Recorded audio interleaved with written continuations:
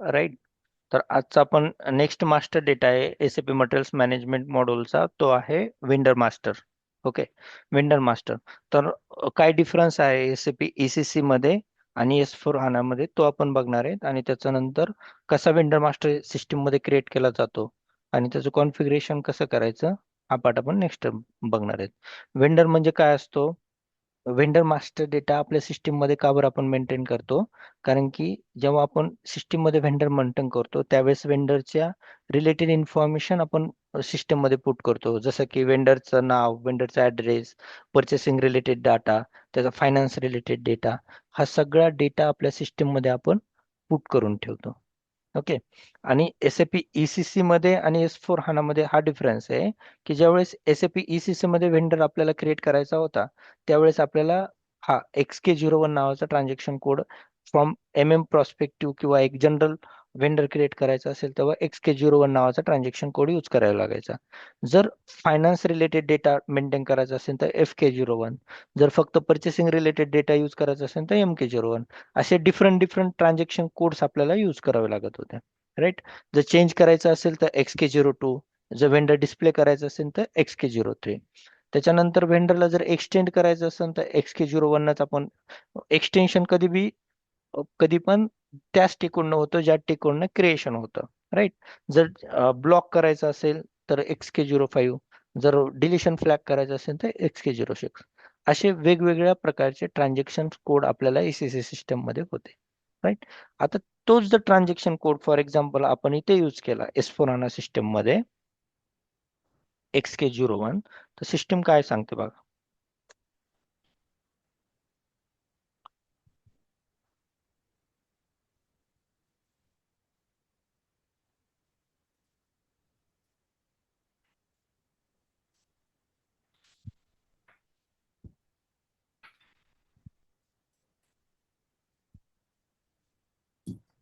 XK01.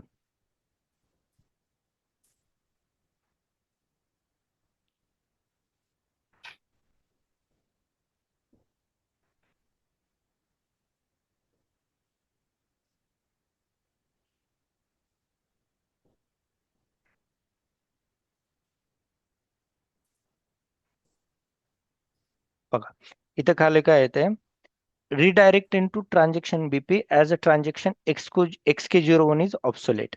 म्हणजे काय की XK01 हे ट्रान्झॅक्शन किंवा XK चे जेवढे ट्रान्झॅक्शन्स आहेत हे सगळे ऑब्सोलेट झालेले आहेत.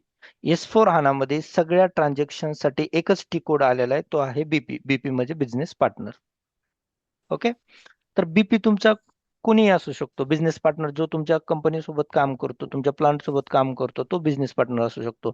इट मे बी तो एखादा ऑर्गनायझेशन असेल, एखादा पर्सन असेल किंवा ग्रुप ऑफ पीपल्स असतील किंवा कस्टमर्स असेल, व्हेंडर्स असतील, हे तुमचे ऍज अ बीपी म्हणून तुमच्या कंपनी सोबत काम करतात. राईट. मग वेगवेगळ्या टाईपचे बीपी आहेत. एक असतो वेंडर, दुसरा आहे कस्टमर, काही HR पर्सन्स असतात, काही सर्व्हिस प्रोव्हायडर, मॅन्स पर्सन्स सुद्धा बीपी म्हणून काम करतात. पण as a materials management consultant आपल्याला बीपी म्हणजे काय, बिझनेस पार्टनर म्हणजे आपण मेनली डील करणार आहोत वेंडर सोबत. ओके. आपल्यासाठी बिझनेस पार्टनर कोण असणार आहे? वेंडर. सेल्स वाले जे कन्सल्टंट असतील, SD कन्सल्टंट, त्यांच्यासाठी बिझनेस पार्टनर कस्टमर्स असतील. HR वाल्यांसाठी मेनली बिझनेस पार्टनर्स कोण असतील? For example people, group of people किंवा पर्सन, हे त्यांच्यासाठी बिझनेस पार्टनर असतील. ॲज अ कन्सल्टंट आपण मेनली फोकस करणार आहेत वेंडरवर. ओके. आणि मग कोणकोणत्या प्रकारचे वेंडर असतात? तर डोमेस्टिक वेंडर असू शकतात, इम्पोर्ट वेंडर असू शकतात किंवा ट्रान्सपोर्टेशन वेंडर असू शकतात, वन टाइम वेंडर असू शकतात किंवा फिक्स वेंडर असू शकतात किंवा इंटरनल सप्लायर वेंडर असू शकतात. तर डोमेस्टिक वेंडर म्हणजे काय? जो तुम्हाला डोमेस्टिकली मटेरियल सप्लाय करते. फॉर एक्झाम्पल तुमचा प्लांट पुण्यामध्ये आहे आणि तुम्हाला तो मुंबईमधून मटेरियल सप्लाय करतो किंवा नियर बाय अहिल्यानगरहून मटेरियल सप्लाय करतो, तो डोमेस्टिक वेंडर झाला. किंवा दुसऱ्या स्टेटमधून तो सप्लाय करतोय. फॉर एक्झाम्पल आपण दुसऱ्या कंट्रीमधून मटेरियल जर इम्पोर्ट करत असू, तर तो झाला आपल्यासाठी इम्पोर्ट वेंडर. एखादा मटेरियल सप्लाय करण्यासाठी आपण स्पेशल ट्रान्सपोर्टर अलॉट केलेला असेल, तो असेल तुमचा ट्रान्सपोर्टेशन वेंडर. असा एखादा वेंडर आहे जो की तुम्हाला वर्षातून एकदाच सर्व्हिस प्रोव्हाइड करतो. फॉर एक्झाम्पल तुमच्या इथे काही फंक्शन आहे, त्यावेळेस काही केटरिंग सर्व्हिस वगैरे द्यायची आहे, तर मग त्या टाईपच्या वेंडरला तुम्ही वन टाइम वेंडर म्हणू शकतात. काही असतात फिक्स वेंडर किंवा रेग्युलर वेंडर, जे की तुमच्या एखाद्या पार्टसाठी हे फिक्स वेंडर आहेत, ते कंटिन्युअसली तुम्हाला मटेरियल सप्लाय करतात, तर ते तुम्ही फिक्स वेंडर म्हणून काउंट करू शकतात. आणि एक अजून एक टाईप असतो वेंडरचा, तो असतो इंटरनल वेंडर.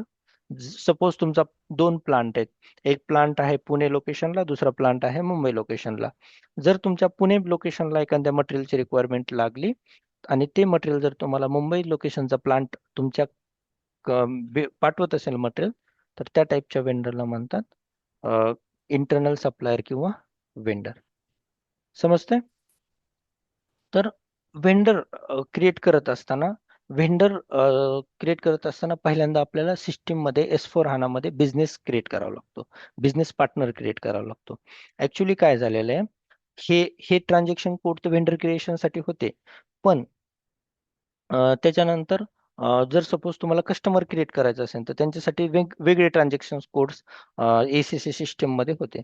पण आता कसं झालं, S4 HANA सिस्टीम मध्ये एकाच ट्रान्झॅक्शन कोड मध्ये तुम्ही कस्टमर्स पण क्रिएट करू शकतात आणि वेंडर्स पण क्रिएट करू शकतात. पण मेनली आपलं फोकस कोणावर असणार आहे? आपलं फोकस मेनली असणार आहे वेंडरवर. ओके. मग वेंडरमध्ये वेगवेगळ्या प्रकारचे व्ह्यूज असतात किंवा डेटा असतो.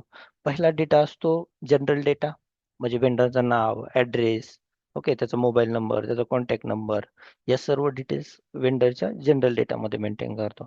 नेक्स्ट असतो वेंडरचा कंपनी कोड रिलेटेड डेटा, म्हणजे फायनान्स रिलेटेड डेटा. जसं की वेंडरला पेमेंट करायचं तर वेंडरच्या बँक डिटेल्स, स्टॅन डिटेल्स, पॅन डिटेल्स, त्याच्यानंतर पेमेंट त्याला किती दिवसात पोहोचवायचं आहे, अशा related data, finance related data हा कंपनी कोड डेटामध्ये असतो. नेक्स्ट आहे पर्चेसिंग डेटा. पर्चेसिंग डेटामध्ये कुठला, की वेंडरला PO काढायचं रिस्पॉन्सिबिलिटी कुठल्या परचेस ऑर्गनायझेशनवर आहे, कोणत्या प्लांटसाठी हे आपण पर्चेसिंग करतोय, ओके. करन्सी कुठली आहे, कुठल्या करन्सीत करणार आहे, किंवा ऑर्डर करते वेळेस काही इनको टर्म्स आहेत का, पेमेंट टर्म्स कुठल्या आहेत, हा सर्व डेटा पर्चेसिंग च्या व्ह्यू मध्ये किंवा पर्चेसिंग डेटामध्ये आपण मेंटेन करतो. तर S4 HANA मध्ये काय केलेलं आहे, जनरल व्ह्यू साठी किंवा जनरल डेटासाठी एक रोल दिलेला आहे, त्याला म्हणतात all zeros role. Company code साठी आहे FLVN00 आणि पर्चेसिंग साठी आहे FLVN01 नावाचा रोल. समजतं इथपर्यंत? काही प्रॉब्लेम इथपर्यंत?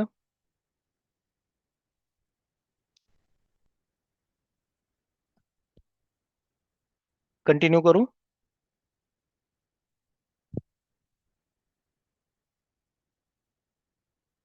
हॅलो. हाँ ओके। ठीक आहे. ठीक आहे. तर हे हे झालं स्पेसिफिकली वेंडर मास्टर रिलेटेड. मग जे सेल्स कन्सल्टंट असतील, SD चे जे कन्सल्टंट होते, त्यांना पहिल्यांदा XD नावाचे टी कोड यूज करावे लागायचे, XD01, XD02. जसं वेंडरसाठी आपण XK01 यूज करतो, त्याप्रमाणे XD01. तर त्यांच्यासाठी जेव्हा BP क्रिएट करतात, तर ते काय करतात, त्यांच्यासाठी 3 व्ह्यूज असतात. एक असतो त्यांच्यासाठी त्यांच्यासाठी असतात general data, company code data data, आणि थर्ड असतो त्यांच्या कस्टमर्स रिलेटेड डेटा, त्यांच्या सेल्स रिलेटेड डेटा. हा पार्ट कोण बघणार? Cells consultant. आपली रिस्पॉन्सिबिलिटी फक्त इतक्या पार्टची. ओके. मग ज्यावेळेस आपण सिस्टीम मध्ये क्रिएट करू, त्यावेळेस तुम्हाला अजून याची डीपर अंडरस्टँडिंग होईल, राईट. तर मी सिस्टीम मध्ये जातो. एक सुरुवातीला आपल्याला काय क्रिएट करावं लागेल, एक बिझनेस पार्टनर क्रिएट करावं लागेल. नेक्स्ट, तो बिझनेस पार्टनर काय रोल आपल्यासाठी करतोय, तो ऍज अ वेंडर आहे की तो ऍज अ कस्टमर आहे, तो कशावर डिपेंड असणार आहे? बघा, इथे पण जनरल डेटा आहे, इथे पण जनरल डेटा आहे, इथे पण जनरल डेटा आहे, इथे पण जनरल डेटा आहे, इथे पण कंपनी कोड डेटा आहे, इथे पण कंपनी कोड रिलेटेड डेटा आहे, पण इथे पर्चेसिंग डेटा आहे आणि इथे सेल्स रिलेटेड डेटा आहे. म्हणजे असा पार्टनर ज्याच्यामध्ये पर्चेसिंग व्ह्यू किंवा पर्चेसिंग डेटा किंवा पर्चेसिंगचा हा जो रोल आहे, तो एक्सटेंड असेल, तो असेल वेंडर.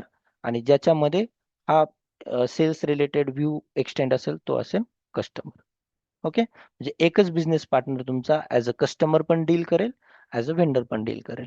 अशी जर रिक्वायरमेंट असेल बिझनेसची, की माझा एकच, म्हणजे मला काही मटेरियल सप्लाय पण करतोय आणि मी काही मटेरियल त्यांना सेल पण करतोय, अशी जर रिक्वायरमेंट असेल, तर त्याला काय कुठले कुठले व्ह्यू असणार? जनरल डेटा असणार, कंपनी कोड डेटा असणार, परचेसिंग डेटा असणार आणि चौथा सेल्स डेटा पण त्याला एक्सटेंड डेटा असणार. राईट. तर आपण सिस्टीम मध्ये जाऊ आणि एक बिझनेस पार्टनर क्रिएट करण्याचा प्रयत्न करू. तर बिझनेस पार्टनर क्रिएट करण्यासाठी एकच ट्रान्झॅक्शन आहे, एस4 हानामध्ये बीपी एंटर करायचं. इथे सिस्टीम विचारतं की तुम्हाला काय क्रिएट करायचंय, पर्सन क्रिएट करायचंय, ऑर्गनायझेशन क्रिएट करायचं की ग्रुप करायचंय. जनरली आपलं व्हेंडर काय असतो, ऑर्गनायझेशन म्हणजे एक कंपनी असते. हे ग्रुप आणि हे पर्सन जनरली या चार रिलेटेड जे कन्सल्टंट असतात ते डील करतात. आपण काय करायचं, क्रिएट ऑर्गनायझेशन वर क्लिक करायचं.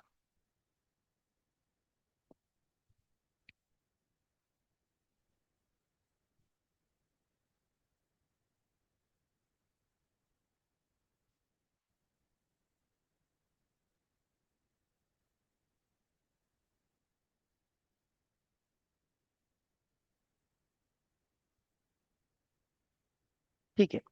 इथे क्लिक केल्यानंतर आपल्याला स्टार्टिंगला बीपी ग्रुपिंग, इथे ग्रुप आपल्याला बीपीचा ग्रुप सिलेक्ट करावा लागतो, म्हणजे बिझनेस पार्टनरचा फॉर एक्झाम्पल ग्रुप सिलेक्ट करावा लागतो. तर मी काय करतो, सपोज हा डोमेस्टिक माझा बिझनेस पार्टनर आहे. राईट.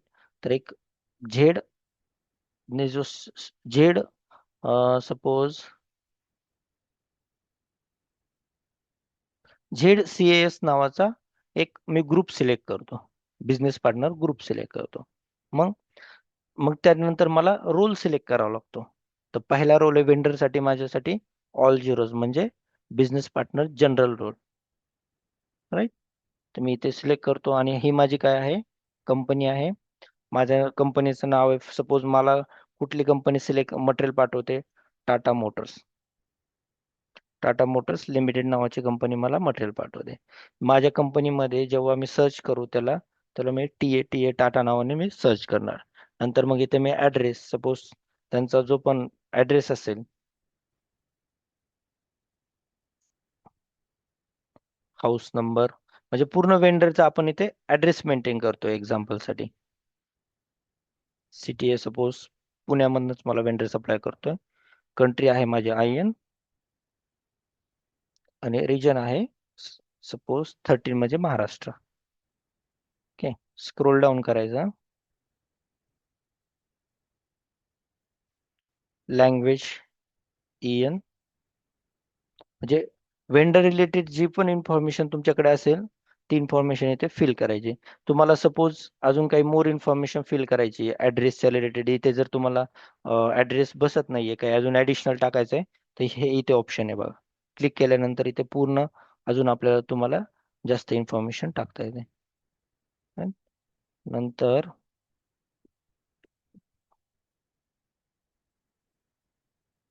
okay, अं,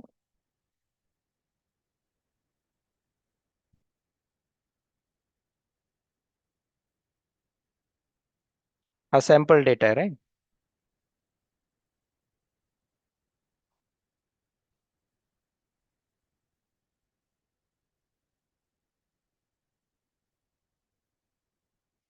ओके. इतकी इन्फॉर्मेशन फिल केली आणि आपण काय केलं, इथे एंटर केलं. राईट. इथे डिस्ट्रिक्ट वीक टाकतोस. नंतर ऍड्रेस ओव्हरव्ह्यू वर क्लिक करायचं. हा आला सपोज तुमचा स्टँडर्ड ऍड्रेस. पण कधी कधी अशी रिक्वायरमेंट असेल, राईट, की एखाद्या कंपनीचं कसं असतं की बिलिंग ऍड्रेस त्यांचा वेगळा असतो, किंवा त्यांचं हे सपोज कॉर्पोरेट ऑफिस आहे पुण्यामध्ये, आणि ते काय करतात, आपल्याला सप्लाय करतात किंवा मटेरियल जे डिलिव्हरी करतात ते आपल्याला फॉर एक्झाम्पल करतात दुसऱ्या ऍड्रेसवरनं. तर तो ऍड्रेस जर इथं मेंटेन करायचा असेल तर सिस्टीम मध्ये आपल्याला इथं प्रोव्हिजन दिलेली. फॉर एक्झाम्पल तुम्हाला काय करायचंय, बिलिंग ऍड्रेस म्हणजे त्यांचे इनवायसेस जे अमाऊंट झालेली आहे, त्यांच्या इनवायसेस साठी त्यांचं एखादं सेपरेट ऑफिस आहे. त्या ठिकाणाहून ते काय करतात, फक्त इनवायसेस तिथून कलेक्ट करतात किंवा इनवाइस प्रोसिजर तिथून करतात. मग जो तो बिलिंग ऍड्रेस जर तुम्हाला वेगळा मेंटेन करायचा असेल, तर तुम्ही इथून मेंटेन करू शकतात. मग त्याच्यासाठी काय करायचं, बिलिंग ऍड्रेसवर क्लिक करायचं आणि ते क्रिएट वर बटनवर क्लिक करायचं. आणि सपोज हा काय आहे, बिलिंग ऍड्रेस आहे ना.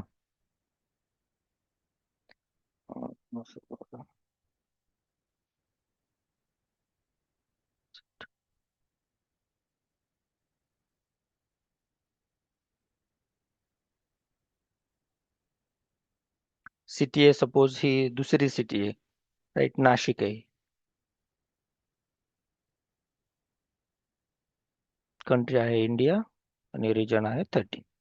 हा ऍड्रेस तुम्ही इथे मेंटेन करायचा, त्याचा मेल आय डी वगैरे असेल तो मेंटेन करायचा आणि कंटिन्यू बटनवर क्लिक करायचं. कंटिन्यू बटनवर क्लिक केल्यानंतर बघा तुम्हाला इथे बिलिंग ऍड्रेस विजिबल होत नाहीये, इथे फक्त जो स्टँडर्ड ऍड्रेस तुम्ही विजिबल म्हणजे क्रिएट केला होता तोच दिसतोय. तर बिलिंग ऍड्रेस विजिबल करण्यासाठी काय करायचं, बिलिंग ऍड्रेसवर क्लिक करायचं आणि खाली इथे बटन आहे बघा क्रिएट. क्रिएट बटनवर क्लिक केलं की खाली इथे दिसतात की तुमचा बिलिंग ऍड्रेस कोणता करायचा आहे. सपोज तुमचा बिलिंग ऍड्रेस आहे सेकंड वाला, संजय स्ट्रीट नाशिकवाला, तर कंटिन्यू करायचा. असं कंटिन्यू केलं म्हणजे ते सेपरेट दिसतो की तुमचा स्टँडर्ड ऍड्रेस हा आहे आणि तुमचा बिलिंग ऍड्रेस हा आहे. डिलिव्हरी ऍड्रेस वेगळा करायचा असेल तर तो तुम्ही इथे करू शकता, राईट. मग नंतर आयडेंटिफिकेशनवर क्लिक केलं. हे लिगल इन्फॉर्मेशन, जर सपोज तुमच्या वेंडरकडे कुठले सर्टिफिकेट आहेत, राईट, वेंडर प्रायव्हेट लिमिटेड आहे की कसं, त्याच्याकडे जे ऑथरायझेशन आहे ते तुम्ही इथे मेंटेन करू शकतात. नंतर कंट्रोल टॅबमध्ये सपोज इथे तुम्हाला हा, हे नंतर सांगेल मी बीपी टाइप्स तुम्हाला. इथे खाली आहे की सपोज इंग्लिशमध्ये काय म्हणतात, मार्केटिंग नोट्स त्या वेंडर रिलेटेड काही टाकायचे असतील तर इथे तुम्ही टाकू शकतात. पेमेंट ट्रान्झॅक्शन्स मध्ये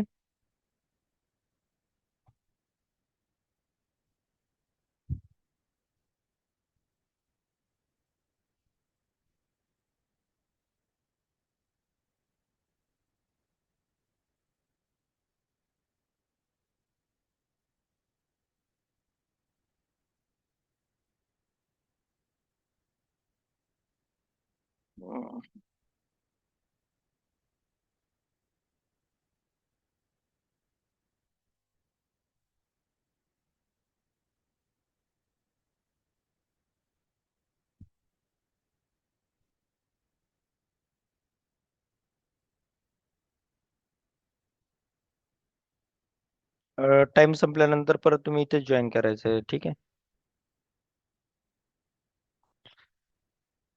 बीपी मध्ये येतो,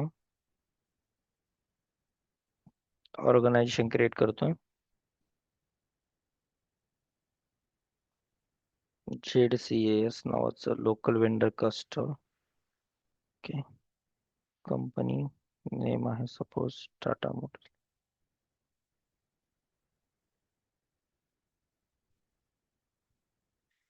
ते ही इन्फॉर्मेशन तुम्ही मेंटेन करू शकता तिथे.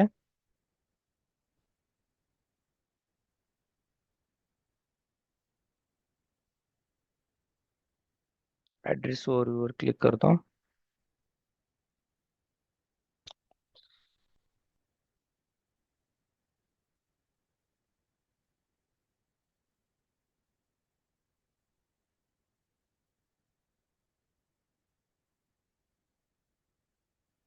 हा तुम्हाला रिअल टाइम मध्ये करेक्ट डेटा दिलेला असेल, राईट, तो करेक्ट डेटा तुम्ही इथे मेंटेन करायचा आहे, डमी डेटा मेंटेन नाही करायचा.